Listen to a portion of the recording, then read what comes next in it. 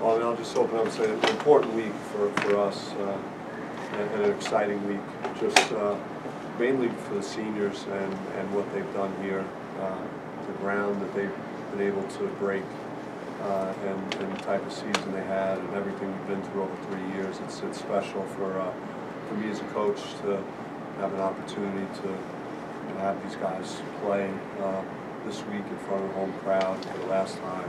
And it's crazy that Trey and Shannon, Cody, and Austin will be performing this week here for the last time, and so many great memories this year, and we've been through so much. So it's that's what the week's all about for me. What did they do specifically in break that? I mean, I just think we had our struggle. We went through our adversities together. They went through a coaching change. Shannon left at another school where he's having a lot of success, and followed me here. And, you know, we the last prior 2 years we went through some difficult times as we grew as a program, and then to just burst onto the scene nationally, and what these guys did through several months of the season. And some of the wins that they had are legendary wins that I'll always remember, they'll always remember, and just put our program in a different light. You know, it really, it made coming to see Arizona State basketball exciting here, and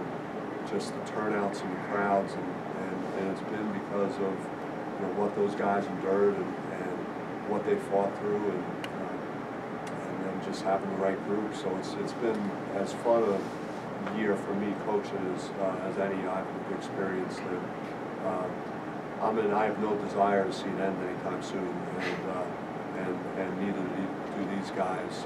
That's the signs I'm getting here on the practice floor leading into this week's games. How much will their finish over these last few games, however many games you played, how much will that define your victory? I mean, I just think they deserve to play great basketball, and we've been in a lot of close games, and we've been just a fraction off from what we need to be for whatever reason with some of our shot making. And I think it's as simple as hitting a few more threes in a contest, or making your free throws. And I don't think we're that far off, and I think we could recapture that. And I think that's more the goal, just to be playing at the level, or close to the level that we were for several months, that put us in a tremendous position to contend, for anything this year. I mean, we were playing as well as any team in the country for a long stretch during the season. So it's trying to get back to those moments, and there's no better time to do it than now. You talked about Shannon following you, and yet it's like Cody that embraced you once you got here. How nice would it be for these guys to make this run go as far as you can? Yeah, I mean, they're all winners. They're so competitive. They set such a great example. Like, they're what culture building is all about. Just how they work, the type of kids they are, the type of students they are. Off the court. I mean, I sleep well at night. Knowing that I have Trey Holder, Shannon Evans, Cody Justice in my program, and those guys are going to be highly successful when they leave here. And so it's been an honor and thrill, to coach them, and they've set a very high standard, for future senior classes that'll come through Arizona State.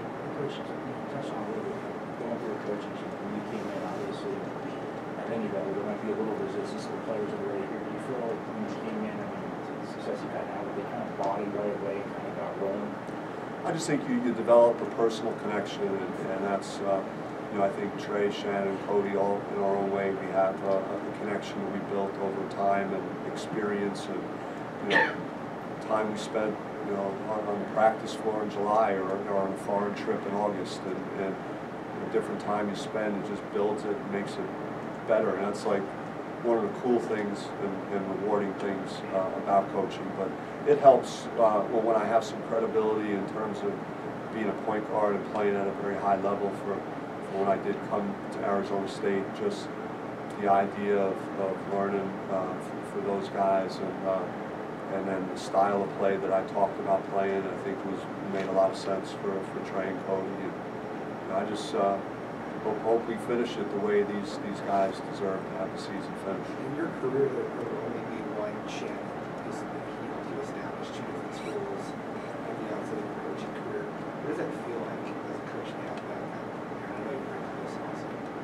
Yeah, I mean, look, Shannon was the first guy that I coached at Buffalo. He was a freshman when I got there and had all kinds of talent and a big chip on his shoulder, and kind of had to tweak some things there and just, you know, but we always connected because the passion for the game was very consistent, and he and I share that. And, you know, just his will to win is, you know, I think it matches and exceeds mine, and he's a team guy. And, but really, I feel, or I felt that way with Trey and Cody as I've spent the time with them, and I look at those guys as a trio now, and so it's been a blessing to be able to coach those three guys. When you first arrived, do you remember what your first impression was of Trey as a player?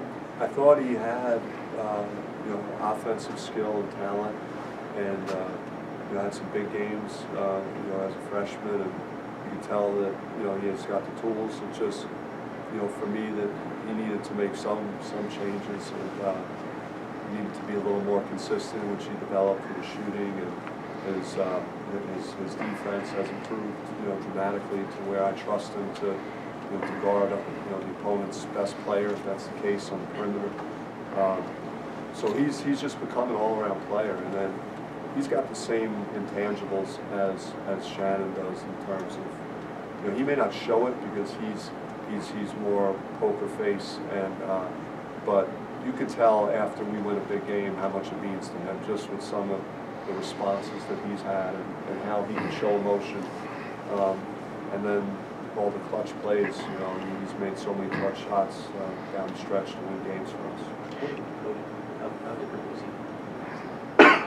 Cody is always, like, Cody reminded me probably of myself in terms of, like, he was willing to try any pass, and that may not always be the best thing, because I had plenty of turnovers when I played too, but I remember passing through my first year at UNLV where he drove down the lane and, like, threw it over his shoulder about 20 feet to Willie Atwood for a wide open three, and I think Willie made it a key part of the game, and I was like, that's who this guy is. Like, he's got such a great flair to how he plays, expressing himself, you know, with his creativity and passing, and then he always seems to have a knack, or in multiple games this year, of making a key shot. And you know, he's got that same clutch, you know, play in him. What is the value to work towards something like Austin? Austin's just a tremendous kid. He's Austin and I will joke from now and then. Just got a great attitude, great. You know, he doesn't get anything. You know, he doesn't get a scholarship. He's got to pay his own way. He shows up every day. He's got a great attitude.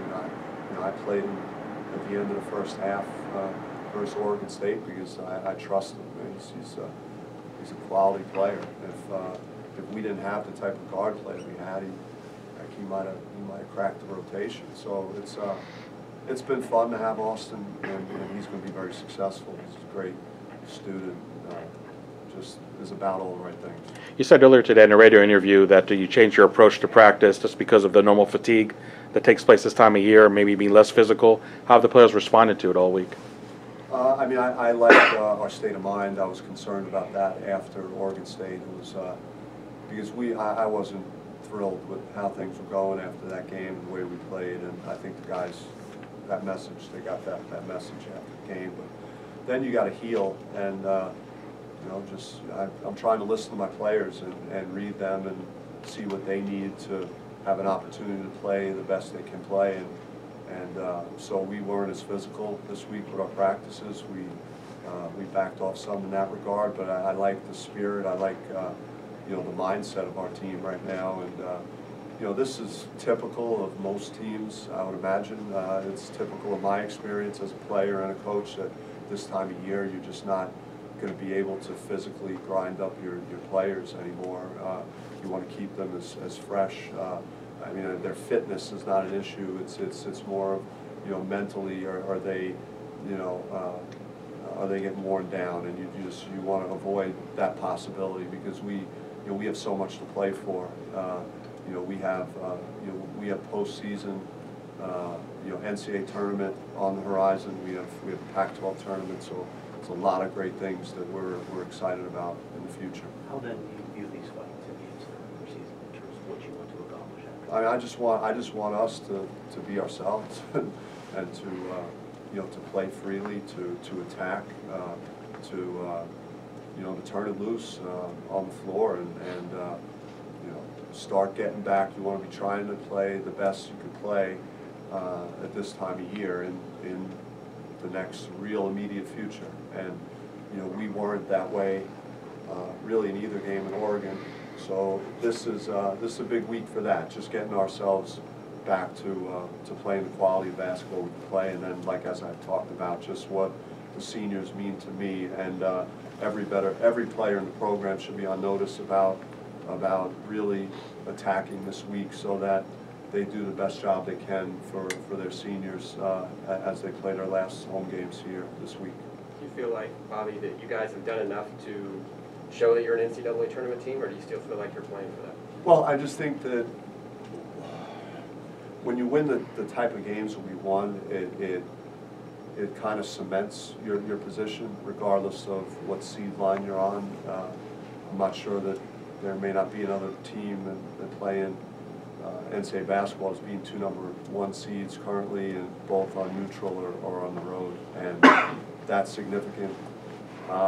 Doug, was it 14 games? We've played single digits in conference. We've been in every game. I think the NCAA tournament's built on knowing teams that can beat great teams, and we've done more than just Kansas and Xavier. Sweeping the LA schools, winning at Utah, which is a very difficult place to play.